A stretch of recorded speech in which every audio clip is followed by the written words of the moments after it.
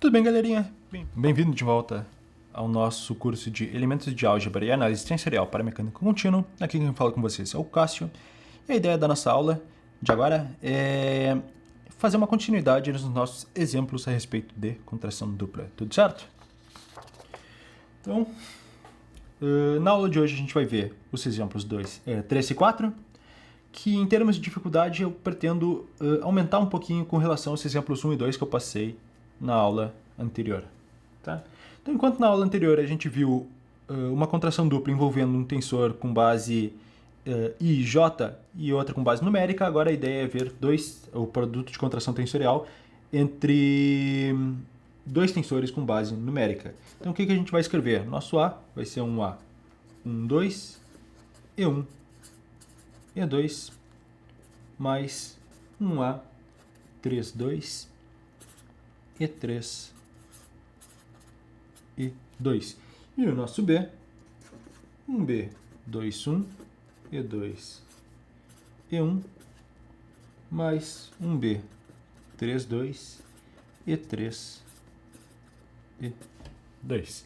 Então a ideia é realizar o desenvolvimento dessa contração dupla para vocês conseguirem entender um pouquinho melhor como é que vai ficar, como proceder nesses tipo de exercícios, tudo certo? Então, fazendo essa contração dupla, fazendo da mesma forma que a gente fez anteriormente, o que a gente vai ter?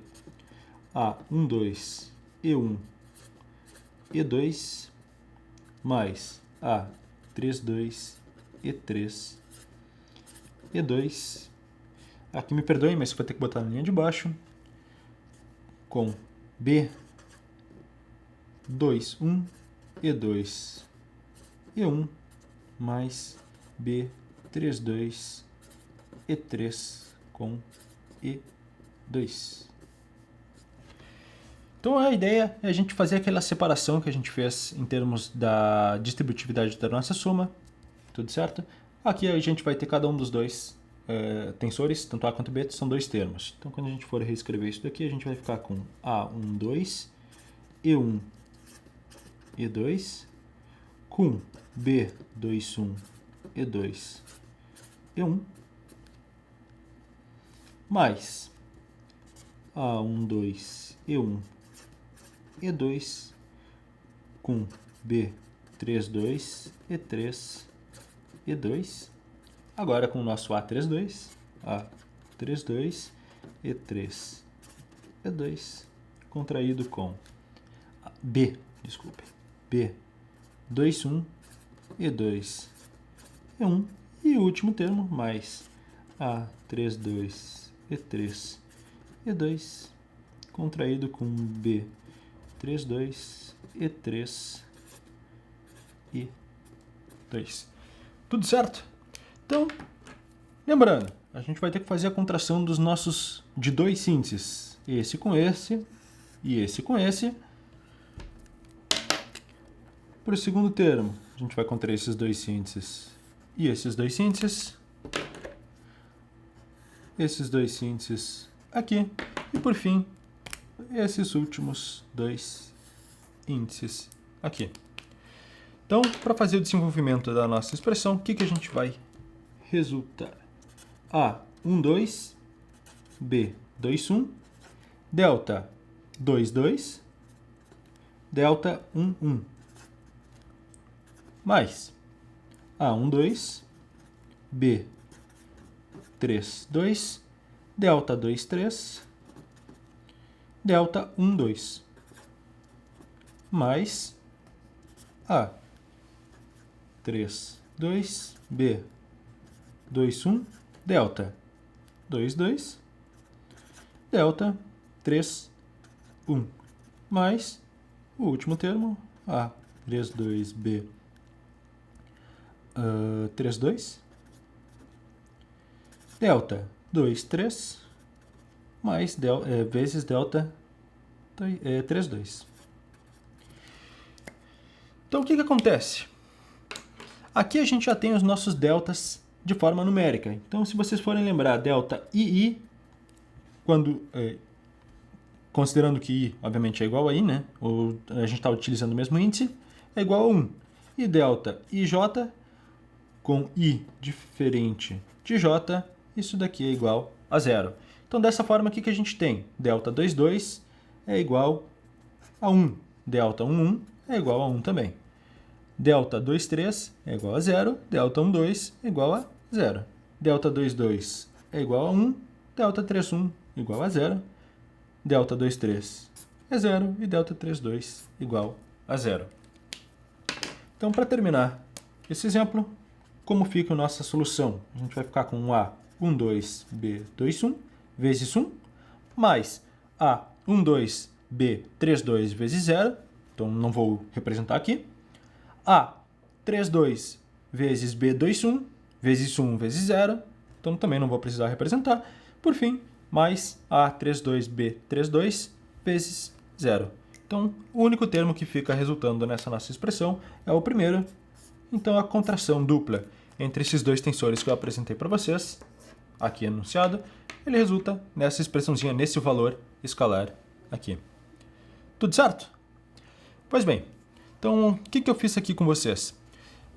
Eu utilizei índices aqui para trabalhar, índices fixos, no caso, né, 1 e 2, para trabalhar com os valores do A. A ideia agora do nosso exemplo, do A e do B, correto? A ideia agora do nosso exemplo 4 é trabalhar com números, fazer uma interpretação numérica. Então, o nosso K, tensor de ordem 2, K, eu vou chamar ele de 7 vezes a devida base tensorial, E1, E3, por exemplo, mais 13, E2, E3, e o nosso N, sei lá, 3, E3, E1, mais 4, E3, E2. Então, como é que vai ficar o nosso desenvolvimento? Tal como aqui, eu tive que fazer esse desenvolvimento utilizando essa separação, segundo a distributividade do nosso tensor de ordem 2, contração de ordem 2, desculpem, a gente vai fazer a mesma coisa aqui. Então, eu já vou pular essa etapa aqui, a gente já vai partir direto para essa distribuição, tá? Então, o que a gente vai ter? Esse primeiro termo contraído com o primeiro termo do N, então é 7 vezes